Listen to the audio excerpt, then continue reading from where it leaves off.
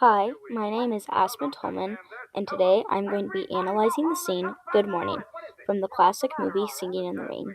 This musical film is arguably still one of the most famous musical films known today and is personally one of my favorite films ever produced.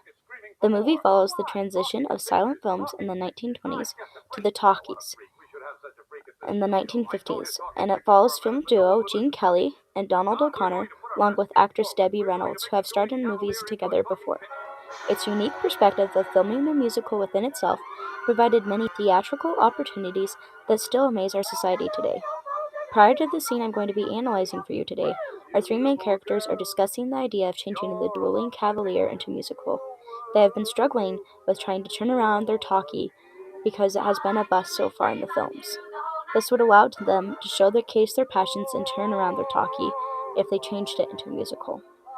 When preparing to analyze the scene, I found it hard not to be caught up in all the motion and music, as I often do with this film, and ask the same of the audience, to understand the set purpose and the motivation behind the movements that we learn and love today.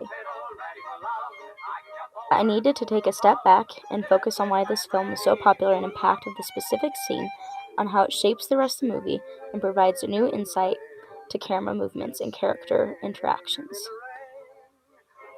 Without further ado, let's get into the scene.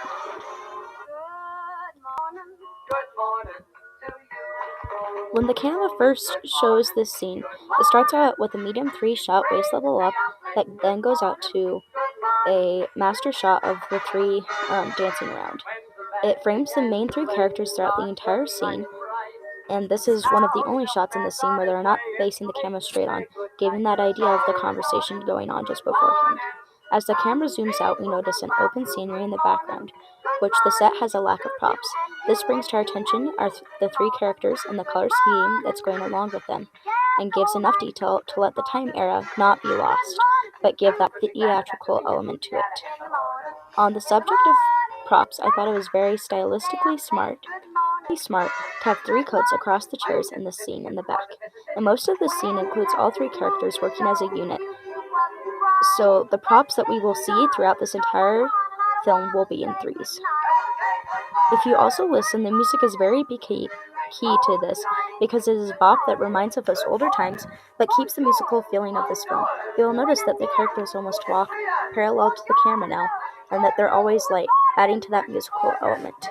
As an audience, it is very easy to find ourselves watching the musical from the front row of a theater.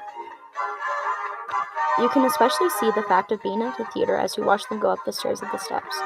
The camera tracks their movements with very little tilt and zoom, and it is very subtle, allowing us as an audience to feel in control of where our eyes are going. You also will notice that throughout the scene, when they move through different sections, that they track behind columns, and that they aren't always in your focus, acting as if we are walking alongside them as they do the film production. Looking at this scene, you will notice that again they are in their three pairs, and that they have three props, showing again that they act together as a group and as a unit. It is also very noticeable with this scene, the color scheming of the background and how everything is kind of pales, reflecting that time era. When we are here, I also want to talk about the lighting and how the lighting affects the rest of the movie. If you notice, the lighting is very high intensity and you don't see a lot of shadows besides minor movements on the ground. This allows you to see the actors more clearly, and again it adds to that musical element of being on a set of a theater. This about concludes my scene analysis. Thank you so much for listening.